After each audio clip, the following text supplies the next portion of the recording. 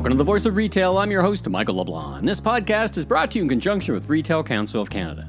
In light of the pandemic, author and food reporter Corey Mintz has written a compelling look into the restaurant and food service industry, illuminating a path to a better, safer, and happier meal. Today on The Voice of Retail, I get to pick Corey's brain about the future of food retail, how and in what ways we can expect the grocery industry to change alongside the restaurant industry, and of course, all about his new book, The Next Supper, The End of Restaurants as We Knew Them. Corey shares his research and insights based on decades, both on the front lines and reporting around the industry, offering key tips for grocers who find themselves navigating a changing food landscape at the intersection of consumers, restaurants, and everything in between. It's absolutely COVID. I mean, pre-COVID, while I was starting to write the book, and then as COVID changed the nature of what I was writing about, it was my ambition just to get those conversations into the public sphere. But they've happened. They've happened because of this situation. Our language has changed, even in a short amount of time. Let's listen in now. Well, Corey, welcome to the Voice of Retail podcast. How are you doing this morning?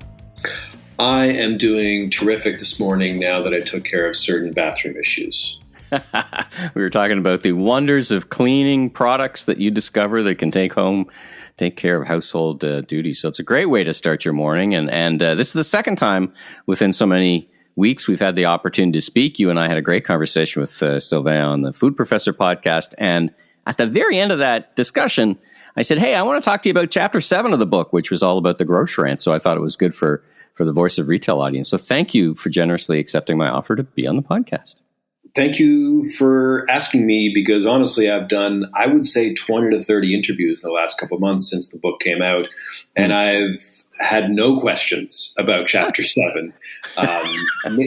Maybe because people haven't read past the first couple, but I did. I mean, I did strategically organize the book for what I thought was sort of going to be the most contemporary parts of the conversation, which is, starting off with the virtual restaurant and the disruption of the third-party delivery companies. But I think the grocery stores and food retail it's impossible to talk about restaurants and not at least get into supermarkets to some degree. And as someone who, got married in a grocery store, I'm compelled. I like talking about it. I'll be the first, hopefully, and we'll see how that goes. And we'll talk about the book, but let's start at the beginning. Tell the listeners who may know the name but may not know about your background, a little bit about yourself and what you do today. Sure. I started off as a cook. I went to cooking school, and I worked for a number of years in restaurant kitchens and just doing a variety of cooking jobs, from quick service to high-end to spa to dinner theater, before just realizing that this was not the career for me, and I made a switch to writing and somehow managed to be successful in that, transitioning to being very quickly to the restaurant critic for the Toronto Star. I spent years as a food columnist, and about 5 or 6 years ago made a slight turn to focus more on some of the problems in the food industry, most specifically labor within the restaurant industry, and all of those articles and essays and all those little stories and projects kind of built up to the point where I couldn't keep writing these little snippets of them, and they had to have a larger canvas, because I felt, as every conspiracy theory must, that all these issues are connected. And so I wrote a book called The Next Supper, The End of Restaurants as We Knew Them, and What Comes After. Not what comes next, which I'm. Thank you. I had to practice that a few times this morning. On the title of the book. Well, the original title of the book was The Further Adventures of Harry Potter by J.K. Rowling, who wrote the other books featuring Harry Potter, and the lawyer told me we're going to have problems with that. So you'll get good shelf space, but you'll have some problems with that. In your book, and thank you for bringing up the book, because I really want to get and unpack it for the audience who mostly would be retail or grocery, but of course there's a very intimate connection between restaurants and restaurants and retail. I mean, they're very much connected at the hip in many ways, notwithstanding grocery, which we'll get to in more detail. But I loved your story, your backstory about how when you went, I think it was at the Toronto Star, one of the papers, and they didn't want you to be called a food critic. You were a journalist. Everyone here is a journalist, and the idea was for you to write and describe. And you certainly had the flair for it. I mean, I as I've said to you before, I put your book in the same category in a complimentary way as Anthony Bourdain's Kitchen Confidential, because you've got that background, that hands-on. I've been in the kitchen, and you speak to issues more fulsomely and around, as you often talk about, the structure of the industry, the stage, and the more expensive the restaurant, sometimes, unfortunately, the less they're paying. So congratulations. I mean, it's a great accomplishment, and it's a great book. For the listeners, and yes, there's a question in here somewhere, for the listeners, take us through the book. I interrupt you, but as long as you're complimenting me, I'm not going to cut you off. Yeah, don't stop me now. For the listeners, take us through the book, because it's as you say, it's pulled together in a series of very specific chapters and ways. But give us an overall perspective on the book itself. It would be great if right now I just started playing the audiobook, which I narrated, and then walked away from my computer for the next 8 hours. You were unable to cut me off, but I can be more succinct to that. Let's pretend we're in an elevator and you've just pressed, the fifth floor. As I said, I think there's a variety of problems in the restaurant industry. Many of them pre-pandemic were getting worse and were not really subject to public scrutiny. And I sought to sort of put them all together in one place with the hopes that I could get people to sort of believe that these were things, and B, care enough to want to make a difference, to be more ethical diners, which was kind of the path that I was pursuing, saying the more I know about the restaurant industry, the harder it is to sort of dine out and look the other way. What are some solutions to this? Mm-hmm. So I sought out those answers. And as I did so, I began to separate, to avoid the sort of whataboutism critiques that you get when you write about restaurants, to say, let's look at the sort of urban chef-driven restaurant separate from the full-service chain restaurant, the QSR model, the family-run immigrant restaurant, and so on. And as we do so, use those separate themes or chapters or genres to get into bigger issues like tipping or gentrification or sustainability initiatives from corporate chains, or the efficacy of the third party delivery system, whether it's a scam or not, to sort of pull apart all those issues to say, if we talk about all of these things in once, I'm going to sound like a crazy person. So let's parse them out a bit. Yeah, you did a nice job of breaking the chapters up, and you mentioned tipping, and you mentioned urban restaurants. Off mic, you and I were talking about Carl Heinrich's restaurant, Richmond Station, and we've had him on the podcast on the Food Professor, and he talked about, he has the hospitality included, and interestingly, he doesn't mind. In fact, likes the delivery service. So talk about that. That seems to me one of those kind of issues that talks about a bunch of other issues, what we pay for when we eat. Do we appreciate how much hard work and how little some restaurants can make? And is the business model fixable? Because ultimately your book is optimistic around the industry. Talk about that a little bit and your thoughts today and how you see it. I try to be. I mean, from day one, the note from my editor was, you can't write a book that's a laundry list of complaints. You have to be constructive and provide some direction for people. And I'm sure you want that direction yourself, which I did very much so. And I knew going into it that, based on my experience in and out of the restaurant industry and just as a consumer in general, that there had been a change in conversation in the way we buy our food in the grocery store, in terms of caring about where food comes from in the starting in the early 2000s. About local, about organic, about sustainability. And there began to be sort of a segmenting of the market in terms of people who, let's call them ethical consumers, which was a growing segment of any market. And yet it hadn't really permeated to the restaurant world. And I felt like it should, and it would. And the reality is it has. The example that you bring up, the third-party delivery companies.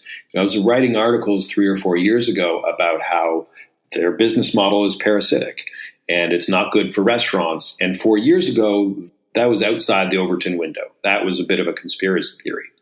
Even leading up to the book, my editor said, "What's a ghost kitchen? I've never heard of that."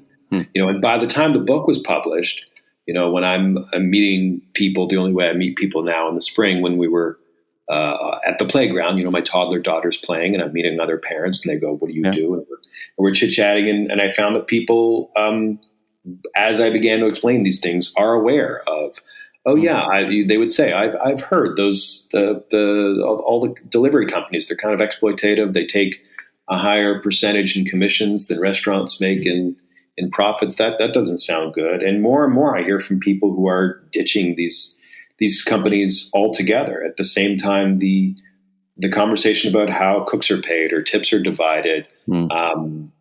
Again, I was kind of I was going uphill 3 or 4 years ago in having those conversations, even just getting people to believe the numbers I was telling them. A cook makes half of what a server makes in a nice restaurant, or the nicer the restaurant, the less a cook makes. People couldn't believe that, and today I'm seeing a much more mainstream. In fact, I'll give you an example. I was speaking with a restaurant owner here last week, and I asked her about, do people ask you about wages or how tips are divided? Because that's something I suggest people do.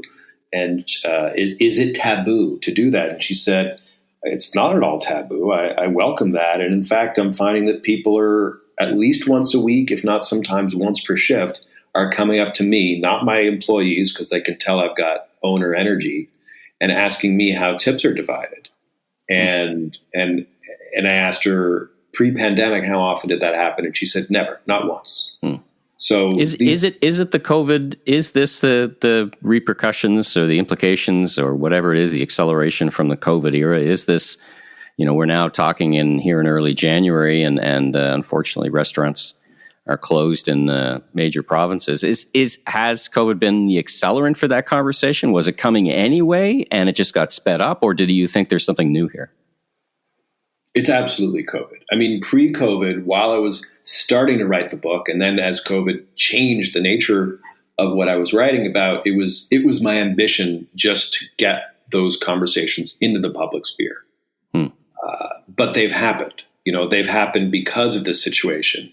Our language has changed, even in a short amount of time. Look at, back in April or May, I was still regularly seeing legacy media publications using the phrase labor shortage and parroting the franchise operator talking points that nobody wants to work anymore. People are lazy. Government handouts have de-incentivized my loyal workforce.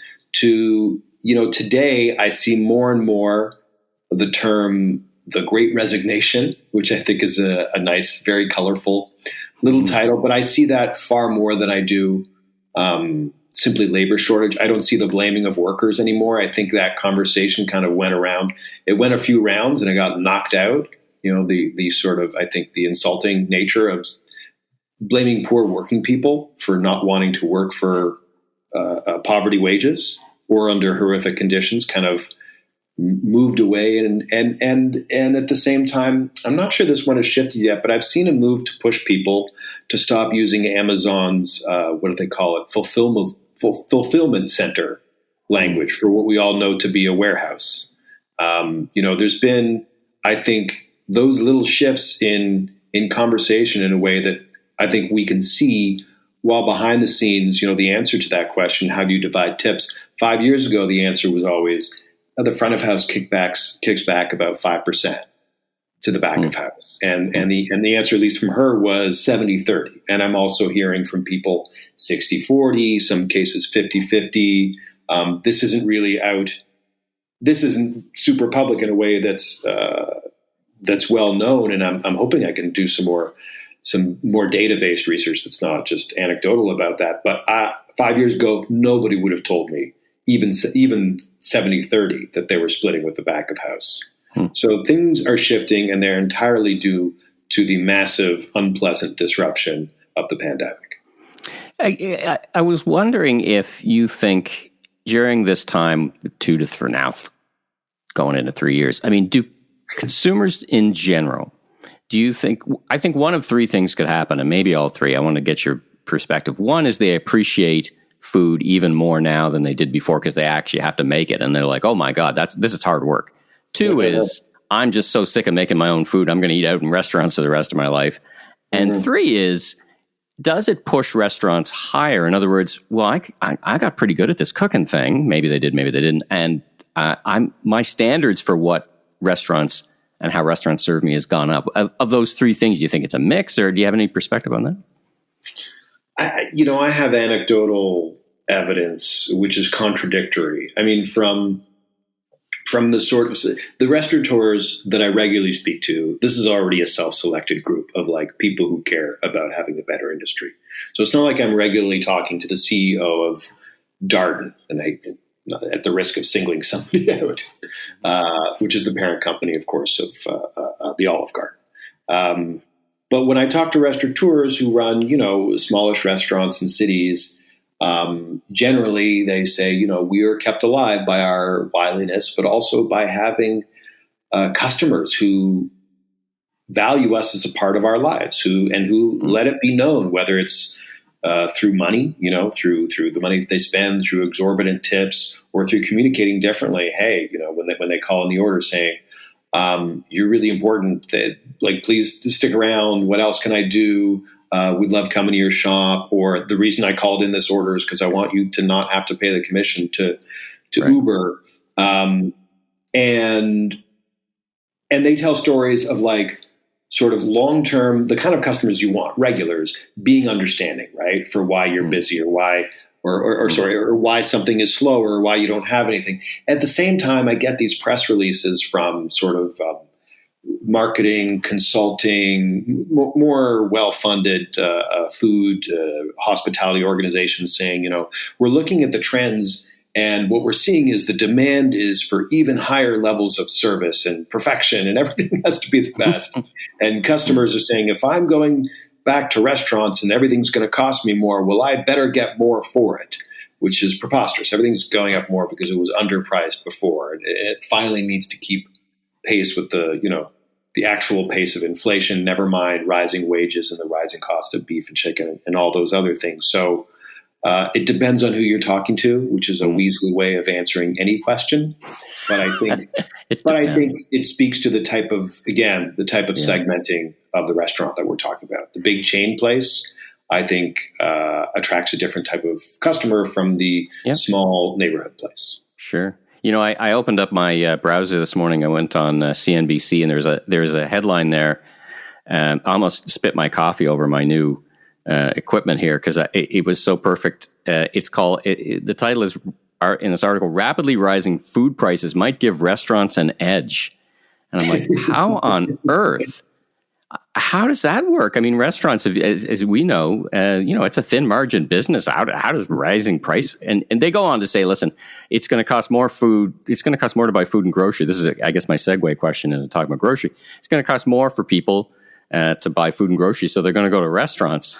Like the restaurant food cost isn't going up. Anyway, I just wanted. I respect the hot take, but sometimes it's so hot you didn't have time to put it on a plate and spread butter over it. And in that case, I would remind that author of something that a restaurateur told me, which is, if consumers see prices rising 5 to 7% in the supermarket, know that that's because wholesalers know that they can only pass on so much increase in cost to retail customers, but they will pass the rest of it on to restaurant customers. So if your chicken is going up 5%, the restaurant's chicken is going up 50% to account for that. So no, restaurants are not able to take advantage of rising food prices. Yeah. Anyway, it couldn't have been timed better for our conversation. All right. Well, let's talk about grocery stores. So in your chapter 7, it's called, which I think is not your term, but one of the most unfortunate trend terms I've ever heard of, grocer ants. What don't you like about it? It's grocer ants, grocer cants, groceries full of ants. I mean, it's one of those bastardization words. Anyway. Now you say grocer ant instead of grocerant, but it's a portmanteau of grocery and restaurant, which we don't say restaurant. That's true. I do. It is a very descriptive term, so I get it. It's just one of those. Do you like it any more pronounced as grocerant? I do, actually. You've turned a bit of a corner for me. It sounds more sophisticated there. Huh. But you start your conversation, and we've talked about the connection between restaurants and retail. Now let's talk about a very close connection between restaurants thinking they and acting, and even in the news this week, there's an organization opening up like a shop and shop within Loblaw. So this is a more than a trend. This is something that's happening and is real. What's been your reporting on restaurants in grocery stores and grocery stores saying, well, listen, I got a lot of people here. Maybe I should up my game more than a roasted chicken and really start getting that share of, another unfortunate term, share of stomach, so to speak, or share of appetite. The grocerant, whether we like the name or not, and I'm with you, it's a dumb sounding word. Nobody likes it, but it was an emerging trend 10 years ago, and it was a huge source of growth within the last 5 or 6 years. Before the pandemic, I think something like 5% of supermarket sales were the category of prepared foods, which means both, the prepared meals to go as well as food service within the stores. But it was growing. It was growing at such an exponential rate that every big food retailer was looking into it, investing into it, considering about what kind of floor space to allocate to it. And the premise was essentially twofold.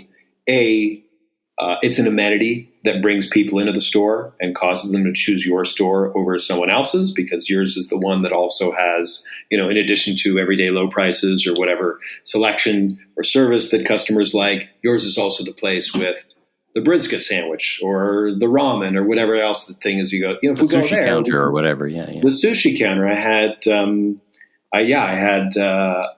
a bowl of ramen at a store called Lucky's in Florida, which turned out to be 2 days before they closed the entire store, and the entire chain was pretty much folded after Kroger divested themselves of it. Despite their name, which I guess there's another lesson to be learned. They should have just put an U and an N above the sign outside the store. So there's two aspects to it. So one is bringing customers in, keeping them there longer, like the casino mentality. The longer they stay, the longer they spend, the bigger the basket size, right? And the other is it's an actual profitable revenue generator if you're doing it right. So this was on the rise, up until March of 2020. And then obviously things went haywire in groceries in a very different way than for restaurants. But, let's just focus on the one effect, at least speaking with the grocery expert at the time, the analysis was, well, the grocerant is dead for the foreseeable future, at least for the moment. As of that moment, April in 2020, obviously nobody's sitting down to eat in a grocery store. Whether you legally can in your jurisdiction or not, you don't want to, and this is not a thing that's that's attracting customers. The thing that I found looking into this, as I began writing that pre-pandemic and as it sort of adapted over the course of the year, which also included us leaving downtown and my personal connection with all my food retailers to Winnipeg, where I didn't know people. I had to find new places to shop for food. I had to learn new ways to do all these things. The idea there are different types of consumers, and when you talk to the marketing people, they say, well, there's 1,000 different types of consumers. But I feel like it kind of they do kind of drop into one of three bags, which is people who value price, convenience, or let's call it quality, for lack of a better term, which of course segments us by socioeconomic status, people who can or can't afford those things. But for the time being, it just wasn't an issue. It wasn't an option. Like whether you like to go in and chat up and have a social experience and get to know someone and be able to say, hey, Linda, hey, Steve, how's the lettuce today? It's with the mask on, you can't really do that. It's not, certainly as a new person in a new town, you cannot sidle up to people and get to know them in that way. That's tough. Yeah. If you cast your mind forward, I was hoping that we'd be already cast our mind forward to the end of or closer to the end of the pandemic than we are today. But let's say this too shall pass, and this year, hopefully. Do you think there's you think it's a successful strategy for grocers to kind of continue to up that game, kind of like what I'm reading Loblaw's doing? There's like a shop and shop, a dedicated restaurant in the store.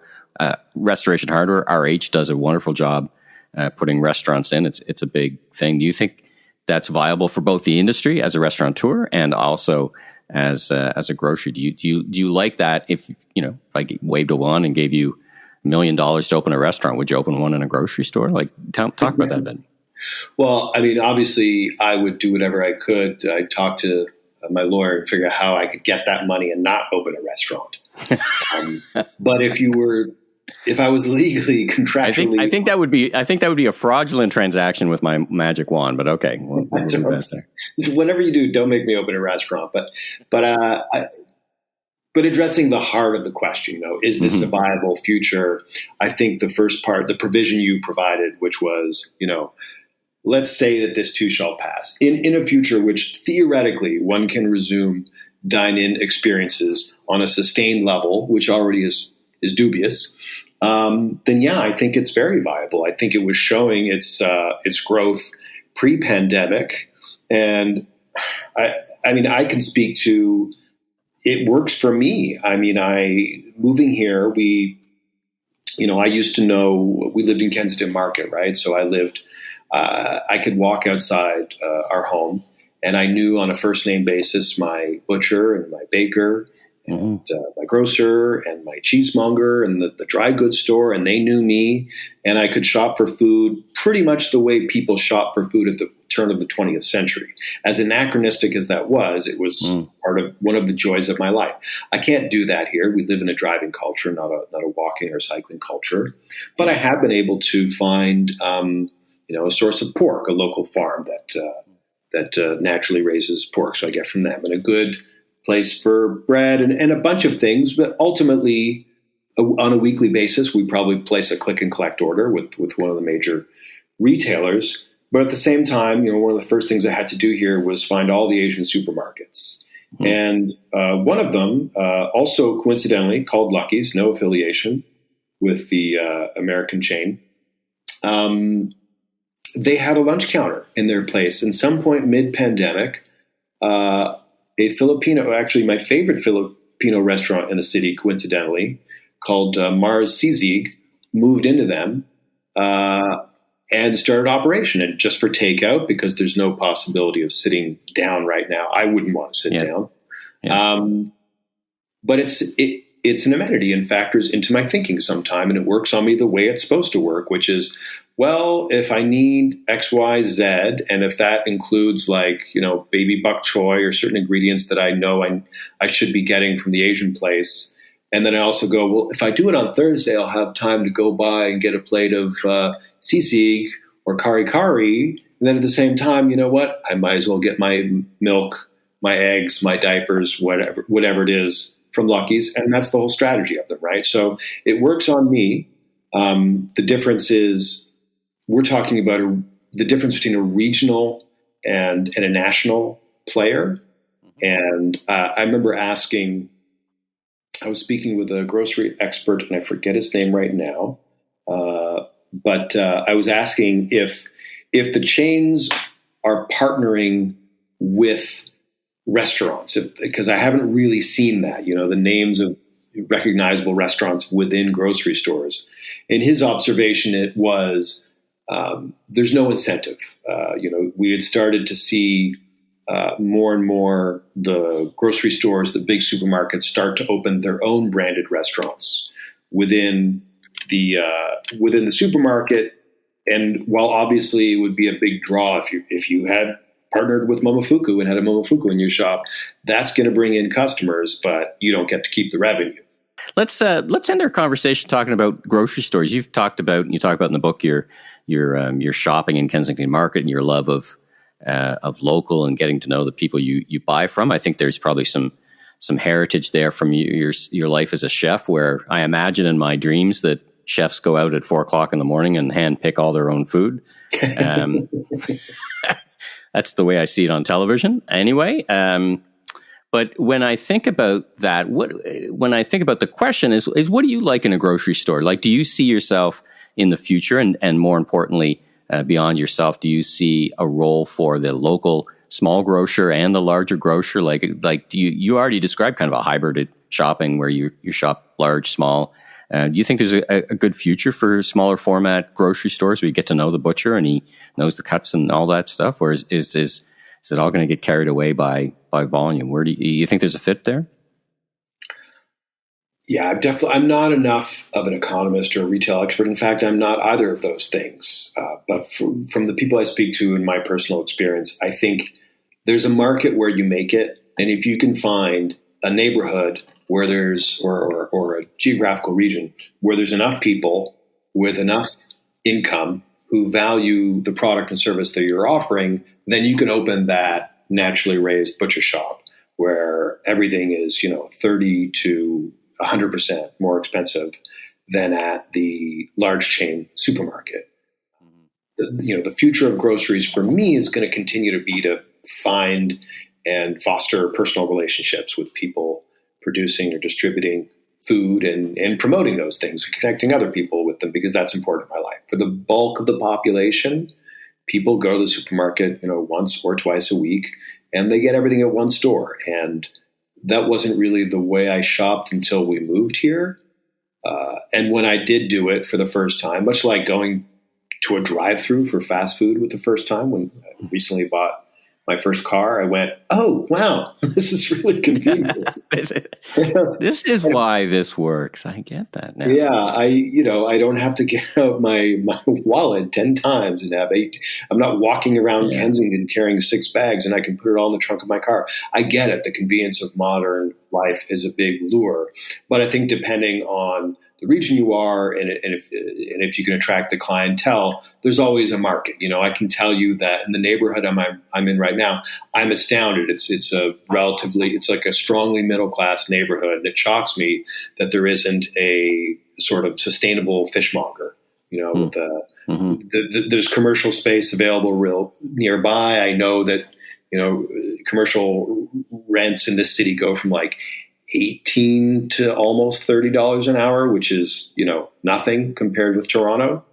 And yet I don't see somebody doing that. I think there's a market for it based on the people that I speak to. But in general, the trend of everything is going big, consolidation. But I think down the line, the unavoidable reality is that it was always, or not always, it was for a generation, a big, hard push to transition grocery consumers to online ordering. And it just wasn't budging to the same degree that it was in so many other retail areas, right? Like clothing or it's still small. Right? I mean, it's even after the Great Acceleration, it's still, 5%, 8%. I mean, 90, you do the reverse math and the vast amount of groceries are bought the way our parents bought them. That's a great conversation. Thanks so much again for joining me on the podcast. Where can people get in touch, or at least follow what you're writing today, or get the book? I guess the book is at all the major. It's out now. It's out at all the major bookstores. But where can people follow to see what you're thinking on any given day? Book available anywhere you would buy books. I'm at CoreyMintz.ca, and that's CoreyMintz, and the same at Twitter and Instagram, and I usually post my work there. Fantastic. Well, Corey, thanks again for joining me. It's a real treat. I highly recommend the book. It's a great read, whether you eat food or not, whether you're in restaurants, you've done a great job, and it's a great book. And whether you eat food or not, I'm really hoping to tap that market of people who don't consume edible matter. Thank you. Well, this was a pleasure. Yeah, my pleasure as well. Thanks again for joining me, and have a great rest of your day. You too. Thanks for tuning into this special episode of The Voice of Retail. If you haven't already, be sure and click and subscribe on your favorite podcast platform so new episodes will land automatically twice a week. And check out my other retail industry media properties, the Remarkable Retail Podcast, Conversations with Commerce Next podcast, and the Food Professor podcast with Dr. Sylvain Charlebois. Last but not least, If you're into barbecue, check out my all-new YouTube barbecue show, Last Request Barbecue, with new episodes each and every week. I'm your host, Michael LeBlanc, president of Emmy LeBlanc Company and Maven Media. And if you're looking for more content or want to chat, follow me on LinkedIn or visit my website at emmyleblanc.co. Have a safe week, everyone.